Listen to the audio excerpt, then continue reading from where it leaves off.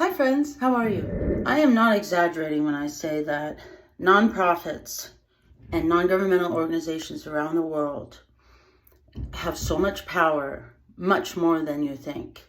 They're basically running the show, whether it's well-established ones like the Atlantic Council or the Aspen Institute, or it's new ones like ECO, which is now being called a consumer watchdog group. They're the ones that just came out with that slick 28-page report about how TikTok serves up horrible content to children and teens. Then there's the Center for Countering Digital Hate. For some reason, I have a hard time saying that. It sounds kind of like the Center for Kids Who Don't Read Good from Zoolander. And also like ECHO, they put out a pretty damning report about TikTok and its influence on children and teens. That came out last December with a very similar take. I'm sure the Parents Guide is very useful. And this is what happens with these nonprofits. They'll take something that's very true and very real, and then all of a sudden they're talking about something that's more subjective, like the disinformation dozen about so-called anti-vaxxers influencing a lot of the thought on the internet. Facebook took action on that after the White House seized on this report by the Center for Countering Digital Hate. Yes, that's right. A nonprofit with UK headquarters is dictating White House policy. The idea of having a nonprofit write up a brief or, quote, explainer for a government agency is not new. It's just that it's becoming more and more prevalent that they're only giving one viewpoint. And at this point, it's really hard to tell what's true and what's kind of opinion mixed in. Of course, hate, racism, anti-Semitism, misogyny, real misinformation and propaganda are undesirable things and can at times be dangerous. I mean, clearly the founding fathers saw that whoever defines danger controls speech. The reports I've shown you so far have been mostly or partially true. Here's an example of what I call the spin of omission. I'm talking about vital omissions that can actually keep the division going on any one issue for decades. Before the term drag queen was a household name, Christian groups were concerned that the, quote, gay agenda would take over or recruit their children and teens. There will always be extremes on either end, like conversion therapy, but there are far fewer groups like that. Most mainstream Christians and conservatives have gotten to know their neighbors, and while they wouldn't choose to be gay themselves, they can accept the people and love them. Same way that they would not choose to be an exotic dancer, they can still be kind to them. They're following the commandment to love thy neighbor. Nowadays, when someone comes out to a parent, that parent generally will maintain a relationship with them and be kind to them. You could say sunshine is the best disinfectant, that when you explore something thoroughly and you get to know what it is, you're not afraid of it anymore. It's only been recently, however, that transgender people are generally not disrespected in public. I would guess that the most common form of violence against transgender people is when a man thinks that he is about to get intimate with a woman and then discovers some extra anatomy there. It is really not a good situation at all. Remember this movie, The Crying Game? What a splash it made with the whole freak out when we realized Jay Davidson is a boy. It cut a sympathetic figure, but it was not really a positive takeaway. Before Bruce Jenner became Caitlyn Jenner and was on the cover of the fashion magazines, it was pretty hard for people to walk down the street cross-dressing, but all of that has changed rapidly. Thanks to Jenner's visibility, a lot of the public understands that there's a difference between legitimate gender identity and sexual orientation. Thanks for bearing with me with all that background.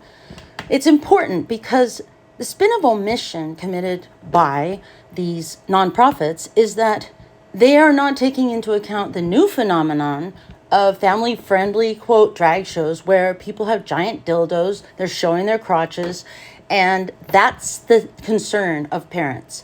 That's it.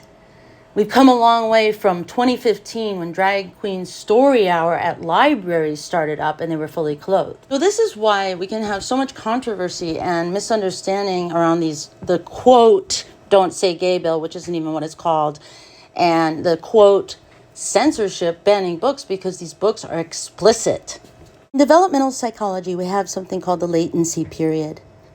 It's right before puberty for a few years, and children are not interested in sexuality. If they hear about it and they hear adults talking about it, or they see some kind of images of it, they become very uncomfortable. If this is truly an era of greater empathy and understanding, then that starts with kids. If you remember what it was like to be a child, you will realize that the loss of innocence too early does not make for a happy life, and it can perpetuate the cycle of sexual abuse. This is also one of many reasons why a child who is sexually abused has such a hard time recovering. The spin of omission might just be the worst aspect of propaganda and disinformation. The following is extremely hard to watch, but it's necessary because many of us don't realize that the fact that this is being promoted at middle school libraries is being omitted from our national conversation. This book was on a stand. I'd like to read you a page. My back over my hips as I ask if we should take our clothes off. And he's saying yes before I finish my sentence. He's pulling off my t-shirt, laughing when I can't undo his shirt buttons. He's undoing my belt. I'm reaching into his bedside drawer for a condom. We're kissing. Again, we're rolling over. Obviously, you can see where this is going. I don't know if it's because we're feeling especially emotional or just tired, or these past couple of weeks have been too much. But this reminds me so much of the first time we had sex. We were both terrified, and the whole thing was kind of terrible because we didn't know what we were doing.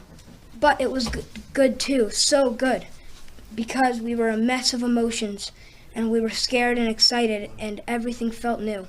So this sort of feels like that. Nick touches me like he's scared that any minute. Now, this book was at my middle school, and it was on a stand.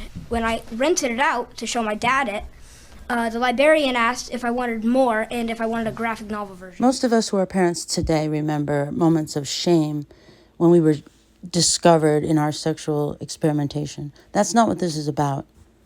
Being honest with your kids and telling them like it is without being explicit is definitely the right way to go.